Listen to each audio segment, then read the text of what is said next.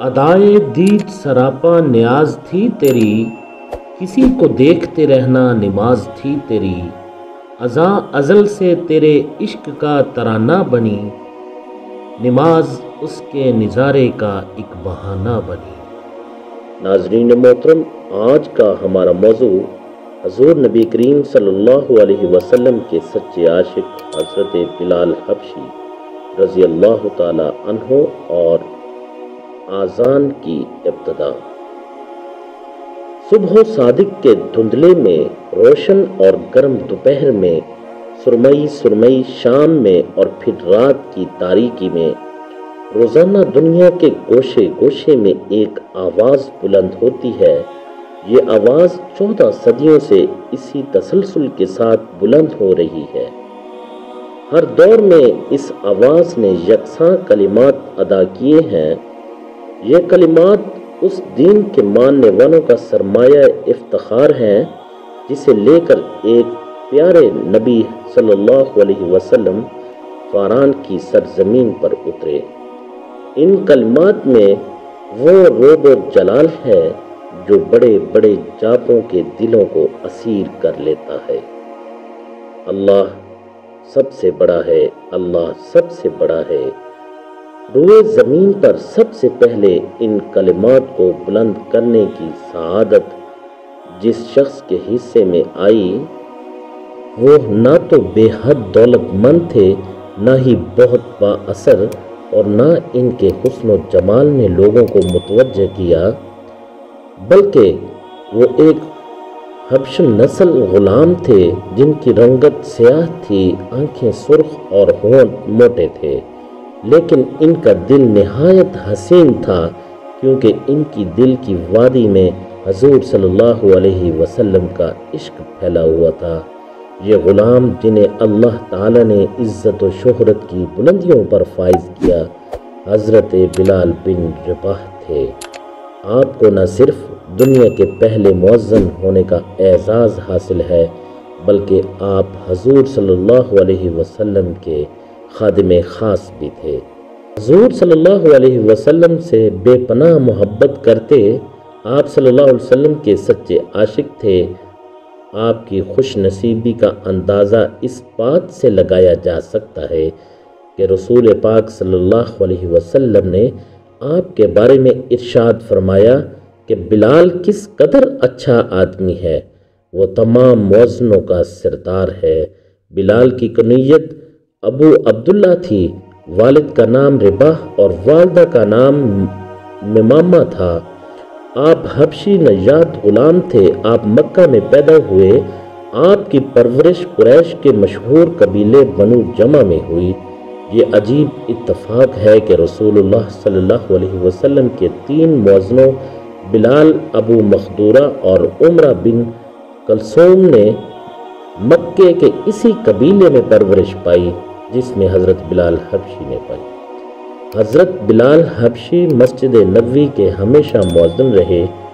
شروع میں وہ ایک کافر امیہ بن خلف کے غلام تھے جو آپ پر بہت ظلم ڈھاتا تھا۔ حضرت ابو بکر صدیق نے انہیں خرید کر آزاد کروایا۔ اسلام لانے کے بعد انہیں طرح طرح کی تکلیفیں دی جاتی تھیں۔ امیہ بن خلف جو مسلمانوں کا سخت دشمن تھا، وہ حضرت بلال کو سخت گرمی میں دوپہر کے وقت تپتی ہوئی ریت پر لٹا کر ان کے پیٹ پر پتھر کی بڑی سیل رکھوا دیتا تھا تاکہ وہ حرکت نہ کر سکیں، مگر وہ اس حالت میں بھی عہد عہد کہتے تھے۔ سبحان اللہ، انہیں مکہ کے لڑکوں کے حوالے کر دیا جاتا کہ وہ ان کو گلی کوچوں میں زخمی حالت میں چکر لگواتے، پھر بھی بلال کی زبان سے سبحان اللہ یہی الفاظ نکلتے کہ اللہ ایک ہے، اللہ ایک ہے۔ یہ کامل عشق و محبت کا جذبہ تھا جو بلال کو اس وقت بھی اپنے محبوب آقا سے جدا نہ ہونے دیتا تھا۔ اس کا انہیں یہ صلہ ملا کہ حضور اکرم صلی اللہ علیہ وسلم کے دربار میں مؤذن بنے، اور سفر خضر میں ہمیشہ اذان کی خدمت ان کے سپرد ہوئی۔ وہ حضور صلی اللہ علیہ وسلم کی ادنا سے ادنا تکلیف بھی برداشت نہ کر سکتے تھے اور ہمتاً خدمت بجا لانے کے لیے تیار رہتے تھے، خواہ حضور صلی اللہ علیہ وسلم انہیں وہ خدمت بجا لانے کا ارشاد فرماتے یا نہ فرماتے۔ سفر کے دوران جب دوپہر میں دھوپ شدت اختیار کر لیتی تو حضرت بلال رضی اللہ تعالی عنہ بغیر کہے رسول اللہ صلی اللہ علیہ وسلم کے سر پر چادر تان دیتے۔ غزوات کے موقع پر وہ میدان جنگ سے کچھ دور ایک سائبان کھڑا کر دیتے جہاں سے حضور نبی کریم صلی اللہ علیہ وسلم جنگ کا نظارہ کرتے اور مناسب ہدایات دیتے رہتے۔ جب تک جنگ جاری رہتی بلال برابر میدان جنگ اور حضور صلی اللہ علیہ وسلم کے خیمے کے درمیان چکر لگاتے رہتے اور حضور صلی اللہ علیہ وسلم کے احکام اور ضروری ہدایات فوج تک پہنچاتے رہتے۔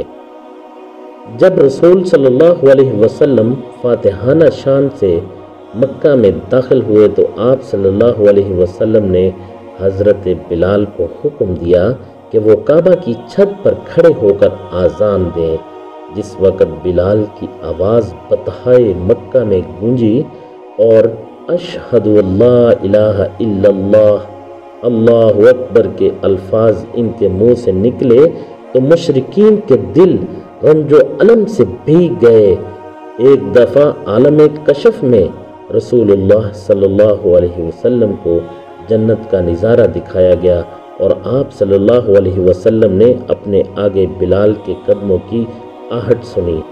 نماز کے بعد آپ نے پوچھا، بلال تمہیں اپنے کس عمل کے نتیجے میں سب سے زیادہ ثواب ملنے کی امید ہے؟ کیونکہ میں نے جنت میں تمہارے قدموں کی آہٹ سنی ہے، اپنے آگے آہٹ سنی ہے۔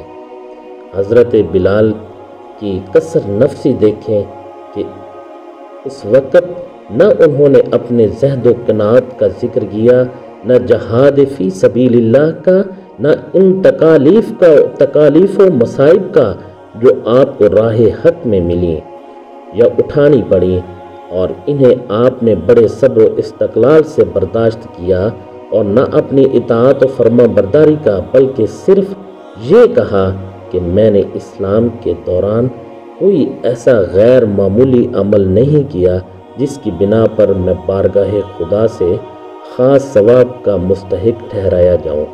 البتہ اتنا ضروری ہے کہ میں ہر وضو کے بعد 2 رکعت نفل پڑھ لیتا ہوں۔ ہمارے موضوع کا دوسرا حصہ اگلی ویڈیو میں پیش کیا جائے گا۔ خدا حافظ۔